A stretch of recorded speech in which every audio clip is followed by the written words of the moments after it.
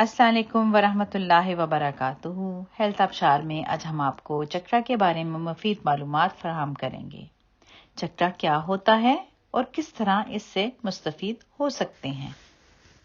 پہلا چکرا، روٹ چکرا۔ پہلے چکرے کا رنگ لال ہے۔ یہ ریڑھ کی ہڈی کے آخری حصے میں ہوتا ہے۔ اس کا تعلق زمین سے ہوتا ہے اور اگر یہ متوازن نہ ہو تو یہ پیروں، ٹانگوں، کمر کے نچلے حصے اور ریڑھ کی ہڈی کے مسائل پیدا کرتا ہے۔ اس چکرے کو ریکی دیتے وقت لال رنگ کو تصور میں لاتے ہوئے ریکی دیں۔ ریڑھ کی ہڈی کے نچلے حصے میں تو یہ چکرا متوازن ہو جائے گا۔ چکرا نمبر 2، سیکیور چکرا۔ اس کا رنگ نارنجی ہوتا ہے۔ یہ چکرا پہلے چکرے سے 2 انچ کے فاصلے پر ہوتا ہے۔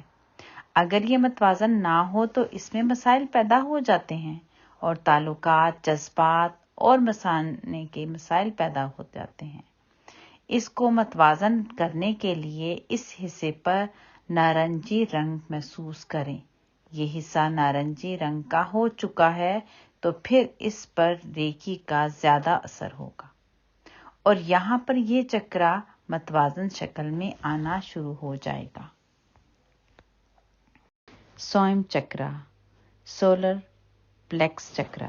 اس چکرے کا رنگ پیلا ہوتا ہے جو توانائی فراہم کرتا ہے۔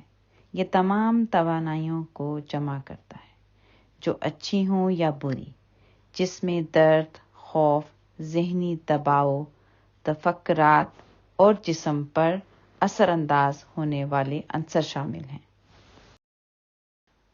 سولر چکرا ہمارے ماضی کی باتوں کو، ڈر، خوف، درد کو قابو رکھنے کی صلاحیت رکھتا ہے۔ یہ ہمارے مقصد کو کامیاب بنانے میں مدد دیتا ہے۔ اس کے اندر یہ خوبی ہے کہ یہ انسانی صلاحیتوں کو قوت دیتا ہے، آگے بڑھنے کا حوصلہ بخشتا ہے۔ یہ ہماری اوپری سطحی حصوں کو جیسے اوپری آنتوں، اوپری کمر اور ریڑھ کی ہڈی کو بھی قابو کرتا ہے۔ اگر اس کا توازن خراب ہو جائے تو ہمیں مختلف مسائل کا سامنا کرنا پڑتا ہے اور ہماری صحت بھی متاثر ہوتی ہے۔ اب اسے بہتر بنانے کے لیے پیلے رنگ کو تصور میں لائیں اور اس حصے پر ریکی دیں۔ اگر پیلے رنگ کو تصور میں نہ لا سکیں تو ایک پیلے رنگ کا ململ کا کپڑا 2-3 منٹ تک دیکھیں اور اس پر مکمل توجہ کریں۔ اس کے بعد وہ کپڑا ہٹا لیں اور آنکھیں بند کر کے متاثرہ حصے کی طرف دیکھیں اور سوچیں تو آپ کو پیلا رنگ یقیناً نظر آئے گا۔ کسی بھی چکرے کے رنگ کو تصور میں لانے میں دشواری ہو تو آپ ایسا عمل کر سکتے ہیں کیونکہ اللہ نے آنکھوں میں ایسی صلاحیت رکھی ہے کہ اگر ہم کسی چیز کو غور سے دیکھتے ہیں تو آنکھیں بند کرنے پر بھی وہی چیز ہمیں نظر آنی شروع ہو جاتی ہے۔